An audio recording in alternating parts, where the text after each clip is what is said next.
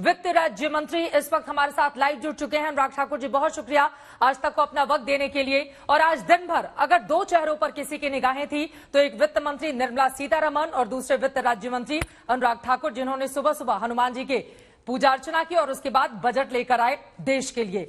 लेकिन तीन वो बड़ी बातें, वो मूल मंत्र जिसके जरिए आप ये विश्वास पैदा कर पाए कि सबका साथ, सबका विकास, सबका विश्वास, इसी को लेकर आगे बढ़ता हुआ ये देश का बजट है। अनुराग ठाकुर जी, मुझे लगता है वित्त मंत्री जी के भाषण में वो सब बातें थी जो आपकी इन बात को पूरा करती हैं, सबका साथ, सबका विकास, सबका विश्वास। क्योंकि आत्मनिर्भर भारत बनाने के लिए ये बजट इस महामारी के समय एक तुर्प का पत्ता है और मोदी जी की सोच को आगे ले जाने का काम करता है। मेरा व्यक्तिगत रूप से मानना है, जब पिछले एक वर्ष से लगातार देश के बुद्धिजीवी कह रहे थे कि सरकार को और खर्च ज्यादा करना चाहिए, निवेश करना चाहिए ताकि अर्थव्यवस्था को और गति मिले, हमने लगातार पहले जान है तो जहान है उस मूल मंत्र पर काम किया और फिर जान भी और जहान भी। और चित्रा जी, अगर आप पिछले 4 महीने देखेंगे, जीएसटी कलेक्शन 1 लाख करोड़ से ज्यादा रही और जनवरी में तो रिकॉर्ड 1,20,000 करोड़ रही, दिसंबर में 1,15,000 करोड़ रही। और इस बार भी अगर आप देखेंगे, हमने तय किया है कि हम लोग एमएसएमई सेक्टर पर, इसके साथ साथ स्वास्थ्य के क्षेत्र में और इंफ्रास्ट्रक्चर के क्षेत्र में बहुत निवेश करने वाले हैं। कुल मिलाकर देखें तो 1,18,000 करोड़ रुपया अगर सड़कों के क्षेत्र में हो, 1,10,000 करोड़ रुपया रेलवे के कैपिटल एक्सपेंडिचर की हम बात करें, यह अपने आप में दिखाता है। और इसके अलावा 50,000 करोड़ रुपया हमारा जल जीवन मिशन के लिए हो और 137% की वृद्धि जो है वो तो आपके स्वास्थ्य के बजट पर है। नई योजना जो है प्रधानमंत्री आत्मनिर्भर स्वास्थ्य योजना, स्वस्थ भारत योजना, उसको ऊपर भी 64,000 करोड़ रुपए से ज्यादा का बजट का प्रावधान किया गया है ताकि ग्रामीण क्षेत्रों में भी स्वास्थ्य का आधारभूत ढांचा सुदृढ़ हो, सड़कें अच्छी हो, मेट्रो रेल लाइंस को दुगना किया जा सके, पोर्ट्स की व्यवस्था को और सुदृढ़ करें, प्रोडक्शन लिंक इंसेंटिव के माध्यम से यहां पर निवेश ज्यादा हो, यहां पर उद्योग जगत को बढ़ावा मिल सके, एक्सपोर्ट ज्यादा हम कर सकें और इसी तरह से टेक्सटाइल पार्क भी साथ बन सके मित्र के नाम से, ये भी हमने किया है। इससे क्या लाभ होगा? इससे रोजगार भी उत्पन्न होंगे, निवेश भी आएगा, भारतीय अर्थव्यवस्था में तेजी बढ़ेगी। मौजूदा वित्त वर्ष का जो सामने आया है, जो अनुमान लगाया गया है 9.5% का, वहीं दूसरी तरफ विनिवेश के जरिए पैसा इकट्ठा करने की बात सरकार की ओर से की गई है, जिसको विपक्ष एक बड़ा खतरा बता रहा है। उसका ये कहना है कि इसके जरिए तो रोजगार का संकट इस देश में पैदा हो जाएगा।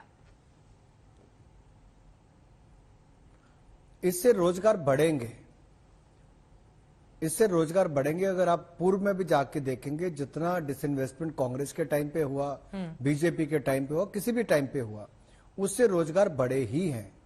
और दूसरा मैं कहूंगा, हमारी बड़ी स्पष्ट नीति है, स्ट्रैटेजिक सेक्टर और non strategic sector. Strategic sector में एक पीएसयू रहेगी कम से कम, उससे ज्यादा भी रह सकती हैं। बाकी सबको प्राइवेटाइज आहिस्ता आहिस्ता किया जाएगा ताकि उनमें निवेश हो सके, रोजगार बढ़ सके और उसको और गति मिल सके। हम कोई छिपाकर काम नहीं कर रहे। 1,73,000 करोड़ का हमने प्रावधान रखा है डिसइन्वेस्टमेंट का, वो हम करने वाले हैं, अचीव करेंगे इस साल। और जिस तरह से रिकॉर्ड एफडीआई इस साल देश में आई है, महामारी के बावजूद रिकॉर्ड एफडीआई आई, वो अपने आप में दिखाता है कि लोग मोदी सरकार की नीतियों में विश्वास रखते हैं। और दूसरी बात, हम लगातार जब अपनी ओर से इन्वेस्टमेंट करेंगे, हम डीएफआई बनाने जा रहे हैं, डेवलपमेंट फाइनेंस इंस्टीट्यूशन, उसके माध्यम से क्या होगा, लंबे समय तक आपको पैसा मिलेगा बड़े बड़े प्रोजेक्ट करने के लिए। बैंकों में हमने पहले भी कैपिटलाइजेशन की, अब हम और करने वाले हैं। 2 पब्लिक सेक्टर बैंक और 1 इंश्योरेंस कंपनी को हम बेचने जा रहे हैं ताकि उसमें और निवेश हो, उसका और विकास हो सके और कंपटीशन ज्यादा बढ़े। फिर हम एफडीआई का जो 49% से बढ़ाकर 74% इंश्योरेंस सेक्टर में करने वाले हैं, इससे भी रोजगार और बढ़ेगा और इंश्योरेंस सेक्टर को बढ़ावा मिलेगा। ये बड़ी बात तो आप कह रहे हैं विश्वास जताने की भी, लेकिन अनुराग जी, ममता बनर्जी का बयान सामने आया इस पेपरलेस बजट के बाद। उन्होंने कहा कि देश का ये पहला पेपरलेस बजट जरूर है, लेकिन इसमें सब कुछ बेच दिया गया है। और सरकार ने भी खासतौर से इस बजट में उन राज्यों का ध्यान रखा है जहां पर इसी साल विधानसभा के चुनाव होने हैं। तो क्या ये चुनावी बजट है? ममता बनर्जी जी बंगाल विरोधी क्यों हैं?